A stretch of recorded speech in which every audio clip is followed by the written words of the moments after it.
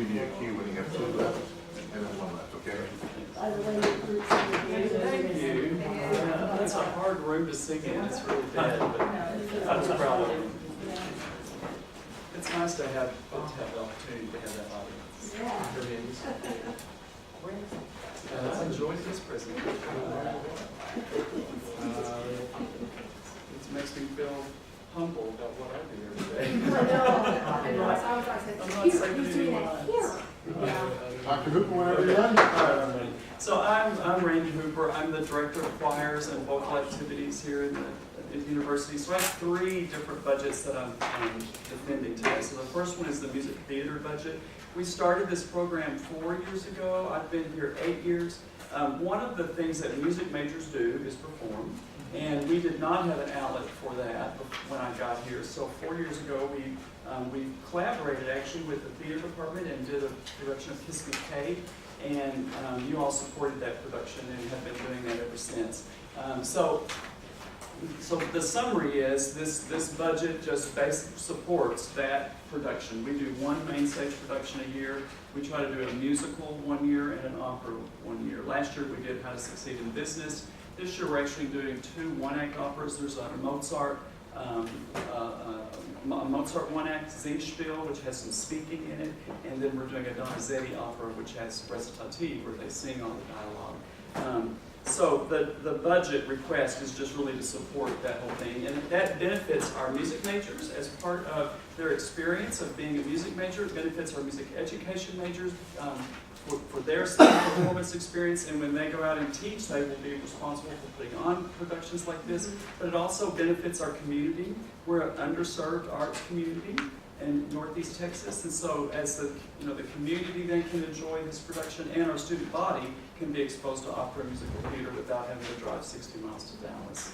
I tried to prepare my presentation just according to your 4 points. So that's the summary of our request: a student musician's experience, student body access to live musical theater and opera, and then the Northeast community access to musical theater and opera productions.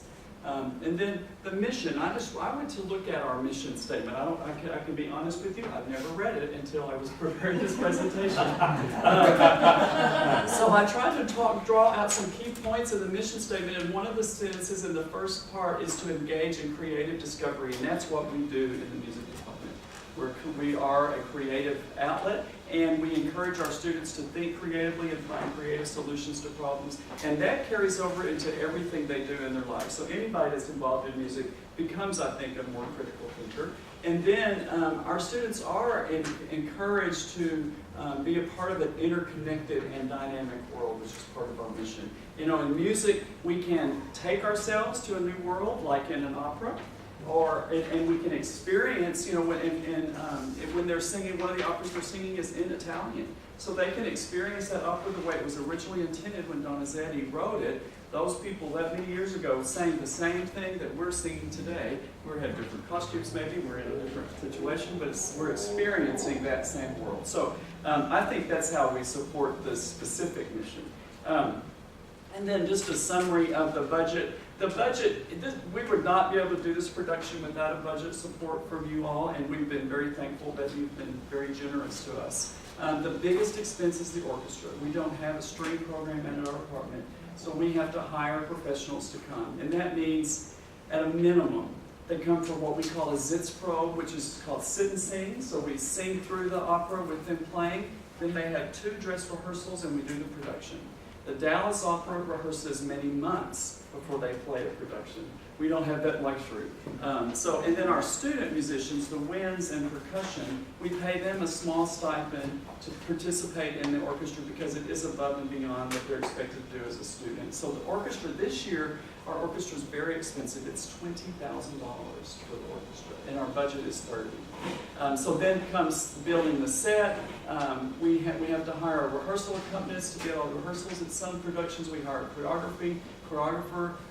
Some we have to rent parts to have the parts to play and buy the books, and some productions require royalties, and then of course costumes and sets are expensive. And then, if it were cut, it really wouldn't allow us to do this.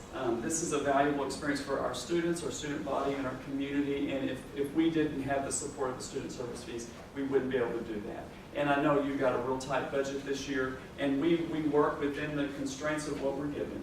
So we 30,000, like I said, the orchestra is very expensive. 30,000 doesn't go as far as we'd like it to go, but we make it work.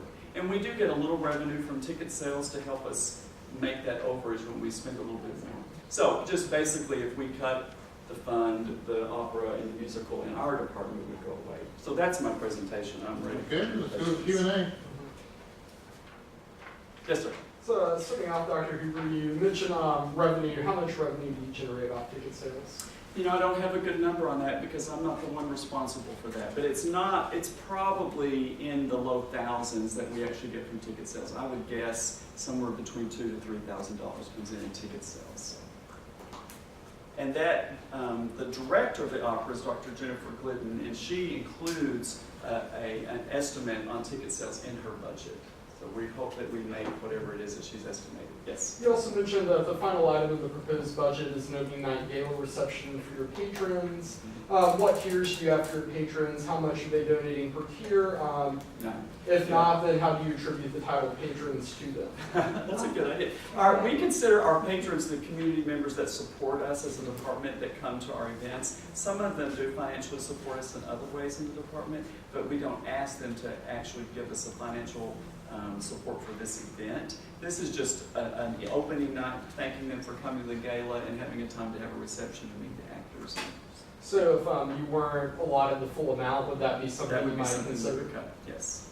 Or will not consider like instantiating a tiered platform for patrons to help We are support working on program? that as a department, as a Friends of Music program, that we would have money coming in that way that would support other concerts. So I don't know that we would do it for specifically this production, but as a department, we're looking at that. And then my last question, on your costumes and set designs, would it be possible to collaborate with the theater department in order to maybe offset, you already do? Okay. Yes, we do where we can, and then where the pieces that they don't have, then we rent those.